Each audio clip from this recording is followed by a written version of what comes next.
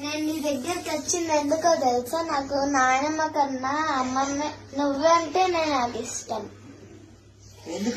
ఎందుకంటే మమ్మీ చెప్పింది నాకు, నువ్వు ఉప్పు కావాలన్నా కారం కావాలన్నా ఇంటికి తొందరగా పంపిస్తావు, మళ్ళీ మమ్మీకి ఏదైనా కావాలన్నా కానీ ముందు నువ్వే నిలబెడతావంట. అందుకే మళ్ళీ నాయనమ్మ ఎందుకు నచ్చదంటే ఊరికనే ఇంట్లో కూర్చొని అసలు మమ్మీకి వెళ్తే చెయ్యదు. అందుకే నాకు నువ్వంటేనే ఇష్టం. అట్లా అనుకోకూడదు నాన్న, అట్లా అనుకోకూడదు. నానమ్మ ఉప్పు కారమే పంపించింది అమ్మమ్మ. నానమ్మ ఎన్ని ఇస్తుంది? ఇల్లు ఎవరిది? ఇంట్లో ఉన్న వస్తువులు ఎవరి? మేము వేసుకునే బంగారం ఎవరిది? నానమ్మ చూడు ఎన్ని ఇచ్చిందో. రోజు ఎంత డబ్బులు ఇస్తుంది? మీ డాడీ కొన్ని రోజులు జాబ్ లేకపోతే ఎవరు చూసారు? మరి నానమ్మ ఎంత మంచిది, ఇవన్నీ ఇస్తుంది. నేను ఓళ్ళు ఉప్పు కారం పప్పు, ఓకేనా? అవన్నీ కాదు, రోజు ఇంట్లో ఉంటది కాబట్టి అమ్మని ఏదైనా పని మీద కసరొచ్చు. అంత మాత్రాన నాయనమ్మ మంచిది కాదు అనుకోకూడదు, తప్పు కదా? ఓకేనా? నానమ్మ మంచిది, ఓకేనా? మీకు ఏదైనా ఎందుకు ఇప్పిదంటే జలుబులు దగ్గులు వస్తాయని ఇప్పిదు. నేను ఒక్కరోజు వచ్చిపోతారు కాబట్టి ఏదో ఒకటి ఇప్పిస్తా. మళ్ళీ ఇక్కడ జ్వరం వస్తే కూడా నాయనమ్మే చూపించింది కదా మీకు, మరి ఓకేనా? నాయనమ్మ మంచిది కదా, ఓకేనా?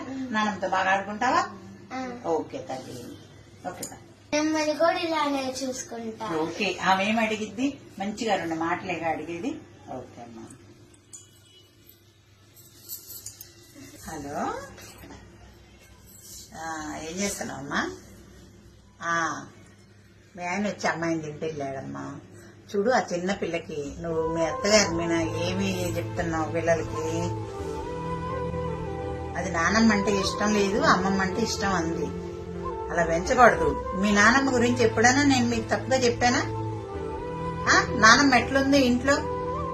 నా పేరు అట్లా ఎత్తగానే నేను పోయి నానమ్మ ముందు వాలేదన్నా లేదా? మరి మీ నాన్నగారు నాకెందుకని తెలివిస్తాడు? వాళ్ళ ఫ్యామిలీని బాగా చూసుకుంటాను కాబట్టి. మీ బాబాయిలు గాని, మీ నానమ్మని గాని, మీ తాతగారిని గాని నేను ఎక్కడ చూసుకున్నాను?